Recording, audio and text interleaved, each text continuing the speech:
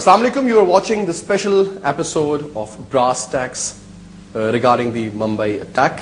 Zaid Hamid, as you all know, our defense and strategic analyst, is our guest, and basically this dossier is his baby. Welcome to the show. Rather, we should both welcome each other. Zaid Hamid, I want to ask you a couple of very basic questions about this entire 96-97 pages of this dossier. November 12, 2008. I would like you to start off from there.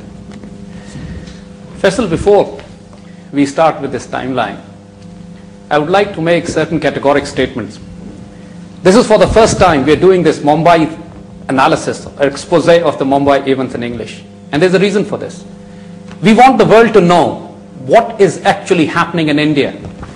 Right now, behind the facade of a shining India, there's a battle going on within the Indian society for the hearts, mind and very soul of the Indian Federation. Okay. The Indian Federation is on the brink of being taken over by a fascist Zionist ideology of Hindutva or Hindu fascists.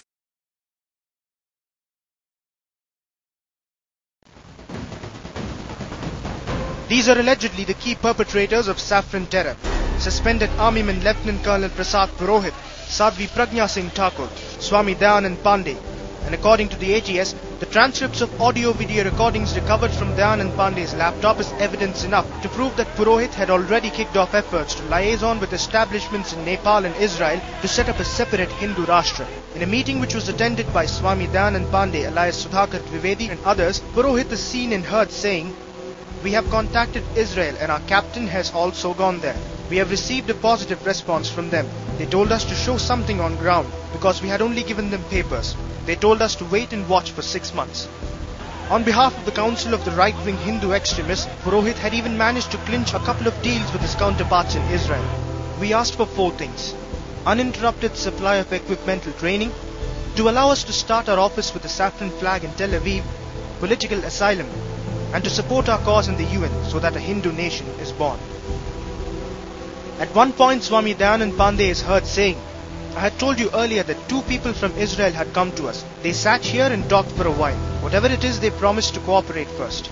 The transcripts also speak of the group's plan to seek help from ousted Nepal monarch King Gyanendra. In his conversation with the other accused, Purohit explains, "We must understand our requirement.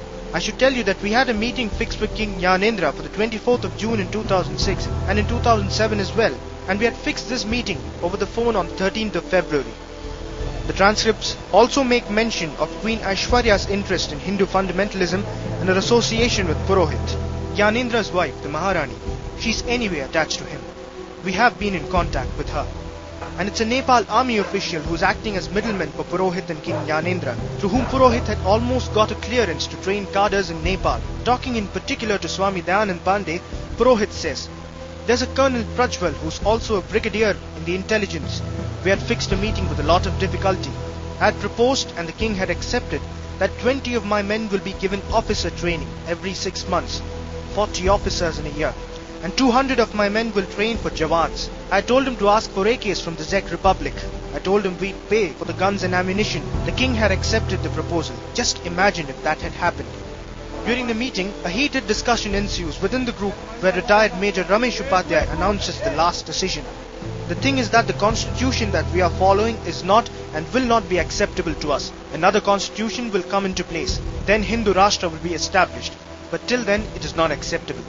And while the AGS is hoping this evidence will help them secure conviction, Himani Savarkar, a serving colonel, Bappa Aditya Dhar, Delhi-based Dr. R.